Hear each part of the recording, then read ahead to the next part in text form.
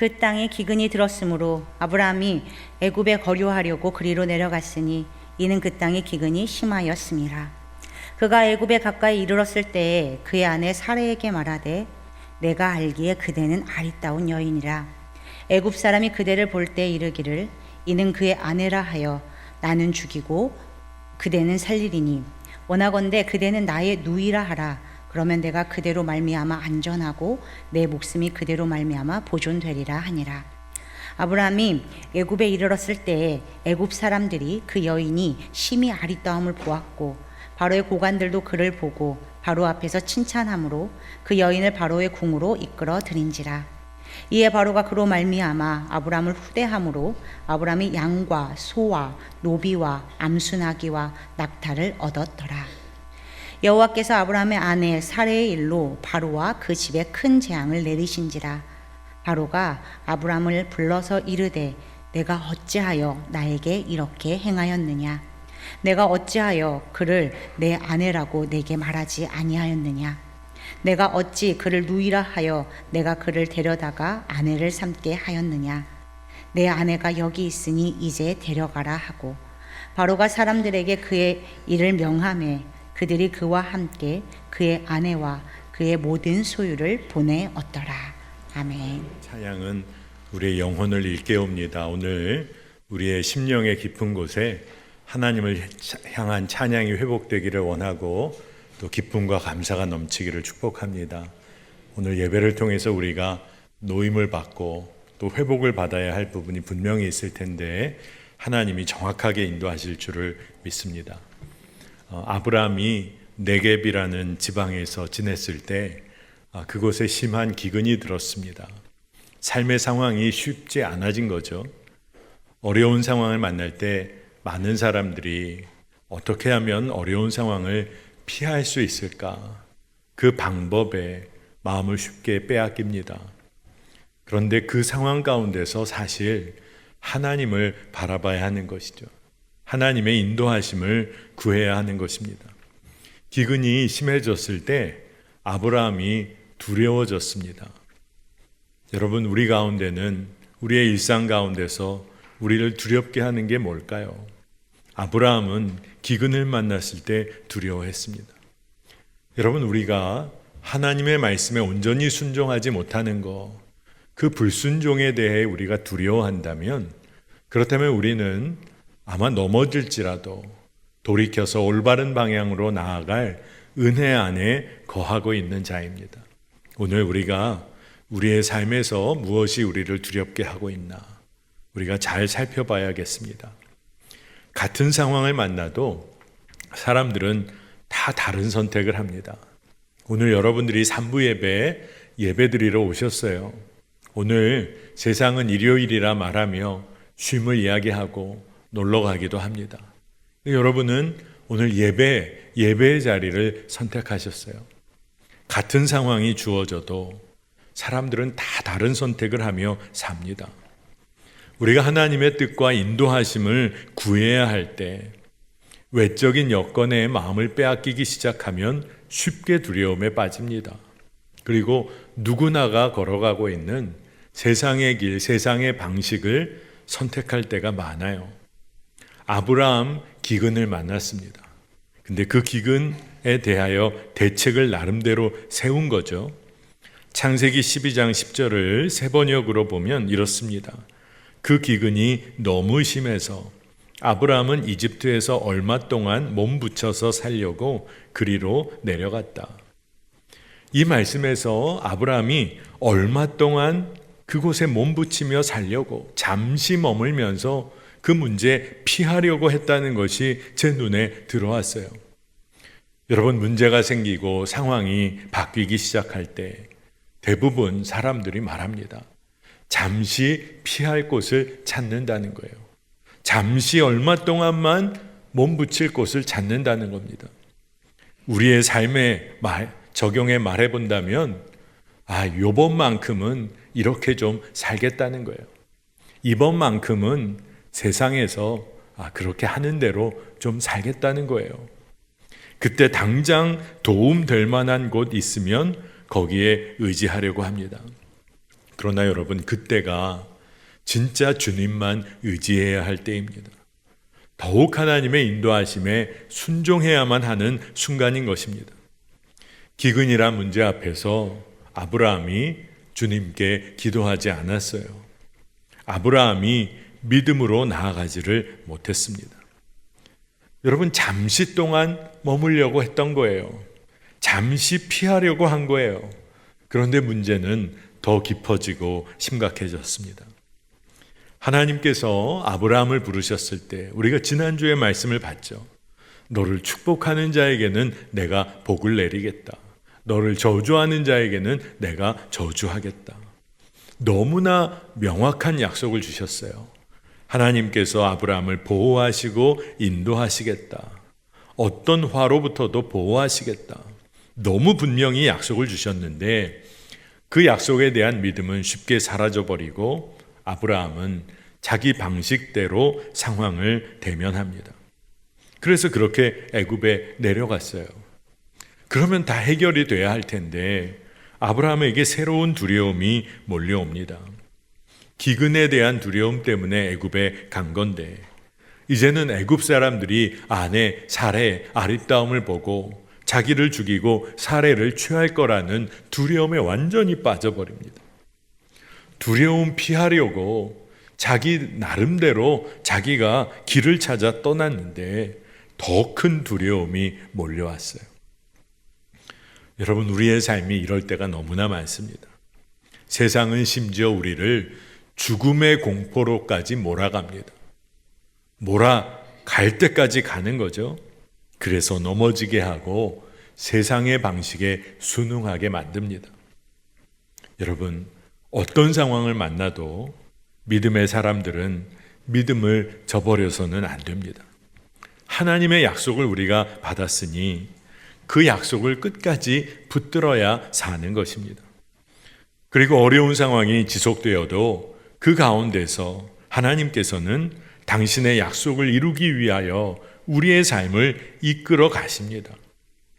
하나님의 약속이 언제 어디서 어떻게 이루어질 것인가에 관해서는 하나님이 결정하시고 하나님이 주관하시는 거죠.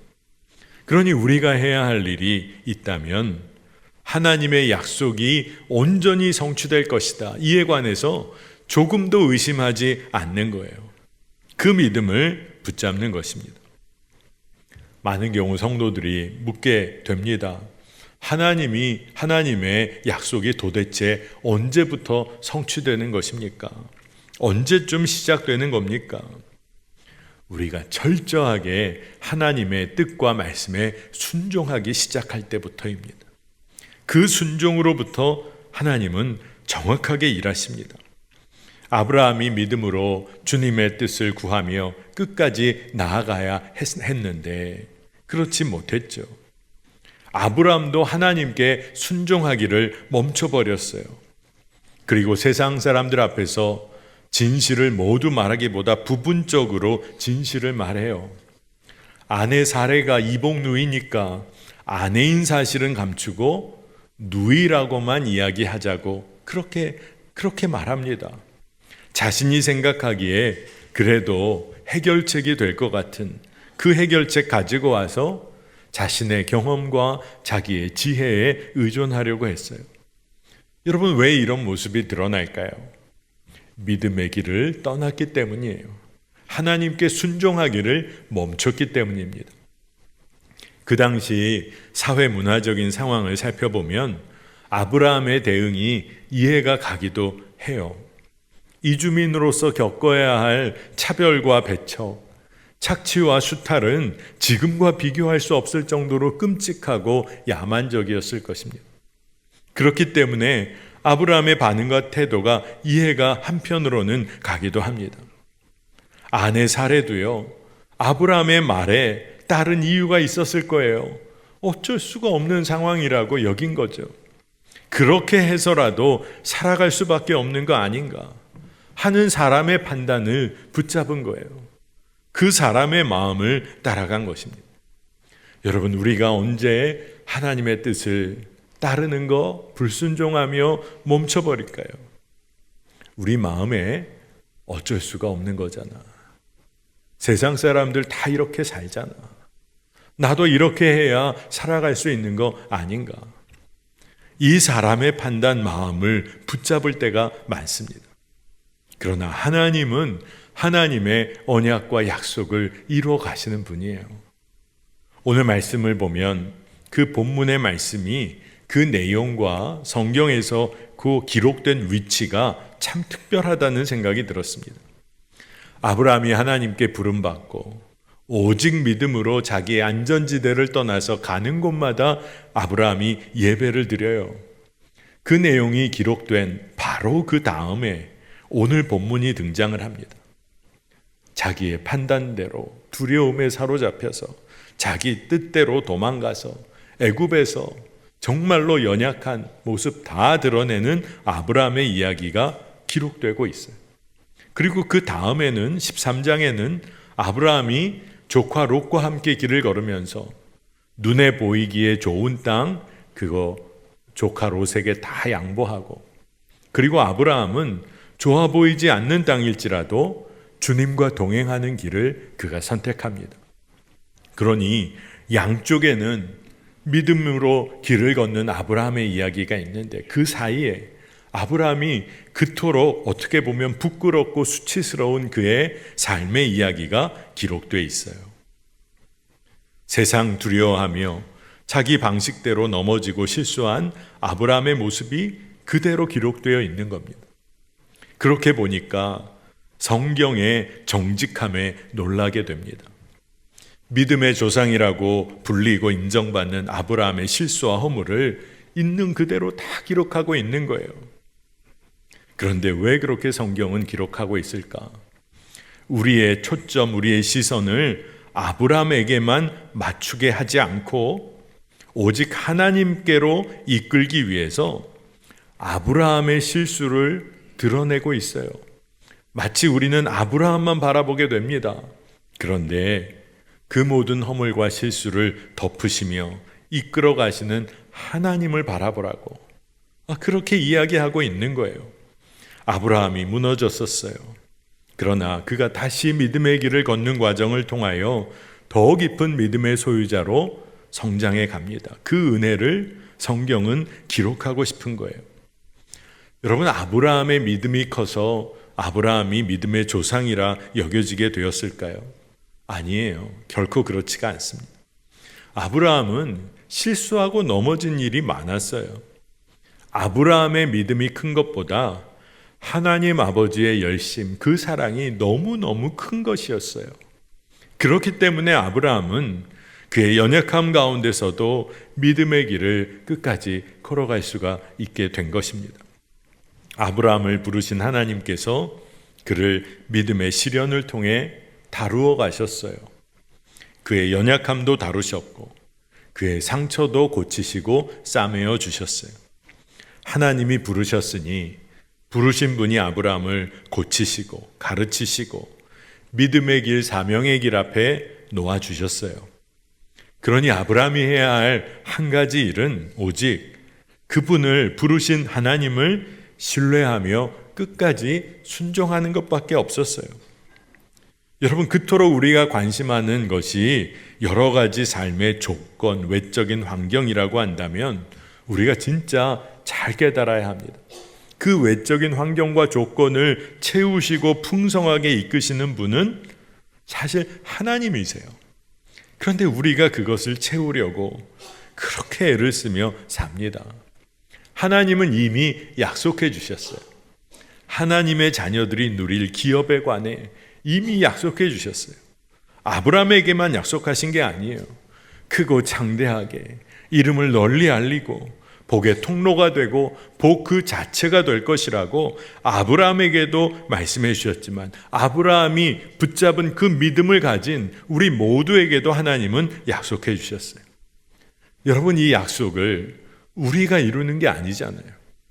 그 약속을 우리는 신뢰하고 믿는 거예요. 그러면 하나님이 그 약속을 이루어 가십니다. 하나님이 이루실 것을 믿는 거예요. 오늘 말씀을 보면서 우리가 쉽게 아브라함을 판단하거나 정죄해서는 안 되겠구나. 그런 마음이 들었습니다. 오늘 말씀만, 요 내용만 보면 아브라함이 큰 실수를 한 것 같고 아브라함을 판단할 마음도 우리 가운데 드러납니다. 아브라함은 아내를 누이라 속이고 그렇게 해서 벌어진 모든 사건에 대해 책임이 있잖아요. 그런데 오늘 성경을 보면 아브라함은 그 모든 일에 관해서 그가 결코 변명하지를 않았어요. 바로 왕이 이 모든 사실을 알게 되면서 아브라함을 불러서 질문을 합니다. 근데 마치 바로 왕을 통해서 하나님이 질문하시는 것 같아요. 근데 이 질문 앞에 이 아브라함이 조용히 겸허히 서 있는 것을 우리가 보게 돼요. 창세기 12장 18절에 바로가 아브라함을 불러서 이르되 내가 어찌하여 나에게 이렇게 행하였느냐? 내가 어찌하여 그를 내 아내라고 내게 말하지 아니하였느냐? 네가 어찌하여 나에게 이렇게 행하였느냐? 이 질문이 하나님이 물으시는 질문처럼 들립니다. 매우 이중적인, 중의적인 내용을 담고 있는 거죠. 성경에는 여러분이 보신 것처럼 아브라함이 어떤 대답도 전혀 하지 않아요. 아브라함은 이미 자신이 믿음으로 하나님께 순종하지 못하였다는 거 그가 깨달은 거예요. 그래서 그는 가만히 있었습니다. 우리는 변명하지 않는 아브라함의 태도에 집중할 필요가 있어요. 우리는 살면서 너무 할 말이 많습니다. 내가 얼마나 힘들었는지 얘기하고 싶고 내가 왜 그런 선택을 했는지 설명합니다. 내 상황과 형편을 당신이 안다고 하면 나에게는 이럴 수 없는 거라고.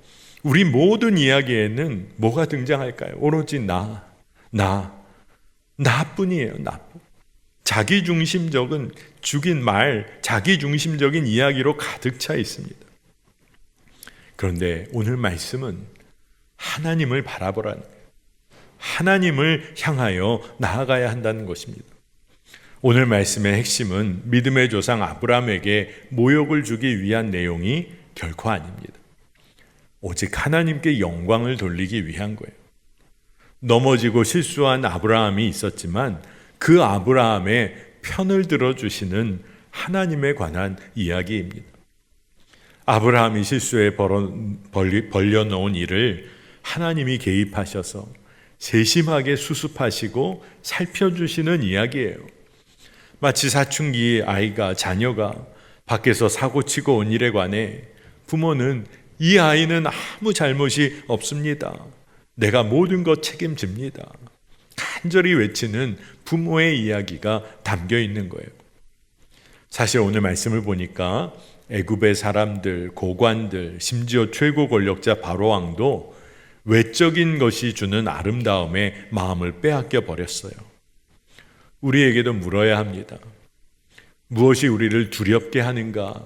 바로 이 질문 외에 무엇이 우리를 지금 유혹하고 있는가도 우리는 살펴야 합니다. 기근 때문에 우리가 두려울 수 있겠죠. 먹고 사는 문제, 살아갈 길이 안 보여서 두려워하며 흔들릴 수 있어요. 그런데 여러분, 우리가 그 두려움으로 끝나는 겁니까? 아니에요. 눈에 보기에 좋은 거, 아름다운 거, 내 욕구를 채워줄 만큼 좋아 보이는 것에 온통 마음 빼앗겨 그렇게 삽니다. 그리고 또 넘어져요. 죄의 재미를 맛본 적이 있다 보니까, 경험해 본 적이 있다 보니까 죄인 줄 분명히 알면서도 아무도 모를 것 같고 여건과 상황만 맞으면 그 죄를 지으며 살기를 원하는 자가 바로 우리들의 모습입니다. 바로 왕도 결국 사례를 궁으로 들였어요. 창세기 12장 15절에 바로의 고관들도 그를 보고 바로 앞에서 칭찬함으로 그 여인을 바로의 궁으로 이끌어 들인지라. 여기에서 주목해 볼 것이 있습니다. 바로가 사례의 아름다움에 빠져들었다고 말할 수도 있겠지만 바로가 사례를 궁으로 이끌어 들인 이유 중에 상당 부분이 고관들의 칭찬 때문이었어요. 사례가 아름답다고 칭찬한 것, 그것 때문에 바로의 마음이 움직였어요. 여러분, 세상의 칭찬이 두려운 것입니다. 세상이 좋다고 하는 것이 하나님 앞에서 선한 것이 아니에요. 바로는 사례를 들인 후에 아브라함에게 소와 양, 노비와 암수, 나귀, 낙타를 주어서 선물을 주고 후대합니다.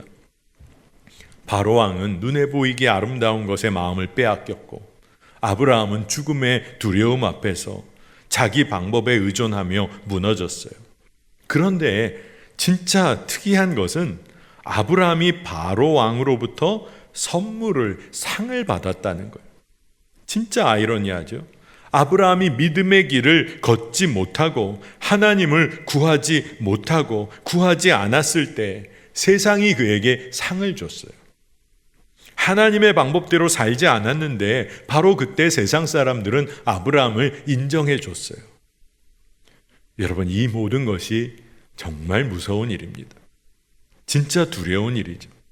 하나님 없이 살기 시작했는데 세상이 알아준다는 거예요. 마음이 흔들릴 법도 하죠. 이런 덫에 빠져들고 나면 정작 멸망으로 가는 길인 것도 모르고 걸어갑니다. 그리고 어떤 때는요, 멸망으로 가는 길인 줄 알면서도 그 길을 걸어요. 지금 당장은 좋으니까. 지금 당장은 살만하니까. 아주 미세한 내리막 경사가 있어서 걸어가기에 편하고 쉬운 길이 있습니다. 그 길이 사실은 멸망으로 이끄는 길임을 모르고 세상에서 조금 더 편하고 안락한 길을 찾으려고 해요. 그리고 기쁨으로 그 길을 걷습니다. 여러분, 거기에 익숙해지면 벗어나기가 너무 어렵습니다. 그 길 떠나고 싶지 않으니까요. 더 나아가서 이 자리 남에게 빼앗길까 봐 그거 두려워하며 삽니다. 멸망하는 거 두려워하지 않고 그 자리 빼앗길까 봐 두려워하며 삽니다. 그런데 이 모든 일에 개입하시는 분이 우리 하나님이세요. 바로와 그 집에 재앙을 내리셨고 바로 왕은 즉각 깨닫습니다. 이 일이 하나님이 하신 거구나. 아브람과 사레에 관련돼서 이 재앙이 일어난 것이구나. 그가 바로 알아챕니다. 그걸 보면 바로도 이 일이 옳지 못한 것이라는 것을 그가 알고 있었어요. 하지만 자기 권력으로 죄의 재미를 누리려고 그는 그 일을 했던 겁니다. 바로 그때 하나님이 바로를 통해서 아브라함에게도 우리에게도 물으세요. 네가 어찌하여 나에게 이렇게 행하였느냐? 내가 지은 나의 자녀인 너희가 어찌하여 너의 하나님 나에게 이렇게 행할 수가 있겠느냐? 하나님은 우리에게 물으세요. 네가 어찌하여 지금 이렇게 살고 있느냐? 주님의 이 말씀은 정죄하기 위한 말씀이 결코 아닙니다. 다시 시작할 은혜를 베푸시고자 하는 말씀이에요. 돌이켜 다시 시작하면 된다고, 이제 정신을 차리라고 말씀하시는 거예요. 영적인 잠에서 깨어 일어나라는 것입니다. 영적인 둔감함으로부터 벗어나라는 거예요. 영적인 우둔함에서 벗어나서 나와 함께 길을 걷자고 말씀하시는 겁니다. 여러분, 우리가 걱정하지 않아도 될 것은 이미 언급한 것처럼 하나님은 당신의 자녀 편들어 주시는 분이세요. 세상 가운데서 믿음의 길을 걷고자 하는 그 자녀를 도우시고 함께 하십니다. 진짜 문제가 뭘까요? 우리가 너무 쉽게 세상을 두려워한다는 것이고 하나님을 경외하지 않고 산다는 것입니다. 여러분, 두려워해야 할 분을 두려워해야 합니다. 우리가 지켜야 할 말씀이 누구로부터 어디로부터 오는 것인지를 진짜 잘 분별해야 합니다. 우리가 진정 순종해야 할 말씀이 있다고 하면 그것은 우리를 지으시고 사랑하시는 하나님의 말씀인 것입니다. 여러분, 사랑이 담겨있는 말씀에 순종하는 인생은 복이 있어요. 여러분을 향한 사랑이 담겨있는 그 말씀에 순종하며 사는 인생이 왜 감사가 넘치지 않겠습니까? 우리는 모두가 육신의 부모가 있습니다. 근데 육신의 부모는 늘 연약하고 부족한 부분이 있죠. 그래서 자녀를 향하여 언제나 사랑의 말을 하고자 하지만 때로 상처 주는 말을 하기도 합니다. 근데 저도 이렇게 살아보니까 상처를 주는 말, 부모의 말, 그 깊은 곳에는 어느 한편에 사랑이 담겨 있다는 것을 깨닫게 돼요. 하물며 육신의 부모도 그럴진데 우리에게 생기를 불어넣으시며 생명을 주신 창조주 하나님 아버지의 마음은 어떠실까요? 아브라함을 부르신 하나님은 아브라함의 실수와 허물, 연약함, 거기를 바라보시지 않으세요. 아브라함이 다시 일어서기를 바라보실 뿐이에요. 그리고 하나님의 부르심을 바꾸실 마음이 전혀 없으세요. 아브라함에게 주신 언약을 취소할 생각은 전혀 없으세요. 다시 깨어나 믿음의 길을 걷기를 그저 바라실 뿐입니다. 은혜로만 덮어주시는 거예요. 그러니 여러분, 이것을 우리가 붙잡아야 할 줄로 믿습니다. 근데 여기서 한 가지 우리가 분명히 할 것이 있어요. 아브라함이 바로 왕을 통하여 네가 어찌하여 나에게 이렇게 행하였느냐, 하나님의 마음을 깨닫게 되었을 때 그는 다시금 믿음의 길을 걸어가려 하죠. 그런데 그때 그가 통과해야 했던 것이 세상의 조롱과 비난이었어요. 애굽의 권력자 바로 왕의 질문 그 자체가 아브라함을 조롱하고 비난하는 이야기였잖아요. 네가 어떻게 아내를 두고 나를 속였냐? 너 어떻게 나에게 그럴 수가 있느냐? 너 도대체 뭐냐? 너 왜 그렇게 사냐? 이게 세상이 아브라함을 조롱하고 비난한 거예요. 여러분, 우리가 무너질 수 있어요. 근데 믿음을 붙잡고 다시 일어나 주의 길을 걸으려고 할 때 세상의 조롱과 비난이 더 심하게 우리를 따라옵니다. 그래서 어떤 경우에 많은 사람들이, 성도들이 믿음의 길을 다시 걸으려다가 그 세상의 비난, 조롱 때문에 거기서 멈춰서는 사람들 많습니다. 여러분, 세상의 조롱을 두려워해서는 안 돼요. 세상의 비난을 받을 때 한 가지 우리가 깨달아야 할 것이 있습니다. 내가 지금 잘 가고 있구나. 내가 하나님의 뜻대로 잘 가고 있구나. 세상을 두려워할 것이 아니라 하나님 말씀에 순종하지 못하는 삶에 관하여 두려워해야 하는 것입니다. 이제 우리와 함께 하시는 주님이 계세요. 우리의 길이 되어주시고 생명이 되어주십니다. 두려워할 이유가 없는 거예요. 우리를 향한 하나님의 열심은 우리의 지혜와 경험과 능력을 언제나 뛰어넘으십니다. 우리가 아무리 큰 사고를 쳐도 하나님의 마음은, 하나님의 열심은 우리를 은혜와 사랑으로 덮어주시는 거예요. 그러니 여러분, 두려움과 염려와 근심을 주께 맡기시기를 바랍니다. 세상 두려워하며 사는 인생, 무서운 길을 걷게 돼요.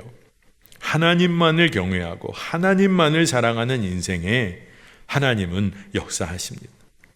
우리가 엄청난 일을 감당해야 하는 하나님의 자녀가 아니라 하나님을 온전히 사랑하고 하나님의 말씀에 순종하고 하나님을 신뢰하는 거예요.